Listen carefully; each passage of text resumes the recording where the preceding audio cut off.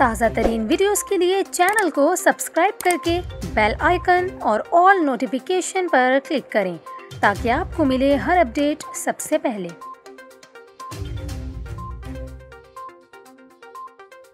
और अभी आपको बताएं, जमीयत-ए-उलमा-ए-हिंद ने भारतीय रियासत कर्नाटक के कॉलेज में इंतहा पसंद जत्थे के सामने डट जाने वाली तालिबा मुस्कान खान के लिए इनाम का ऐलान कर दिया। जमीयत-ए-उलमा-ए-हिंद के सरबराह मौलाना महमूद मदनी ने तालिबा मुस्कान खान के लिए 5 लाख भारतीय रुपए इनाम का ऐलान किया।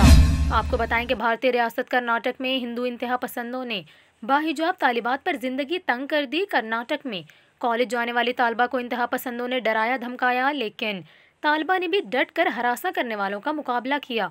वाक़े की वायरल वीडियो में कॉलेज में एक लड़की को जय श्री राम का नारा लगाने वाले हुजूम की तरफ से हरासा करते हुए देखा जा सकता है। हुजूम में शामिल लोग आगे बढ़े और लड़की के सामने जय श्री राम के नारे लगाए। लड़की ने इस दौरान मुश्तिल हुजूम से डरने के बजाय इनका भरपूर मुकाबला किया और ऊंची आवाज़ में अल्लाहू अकबर का नारा लगाया।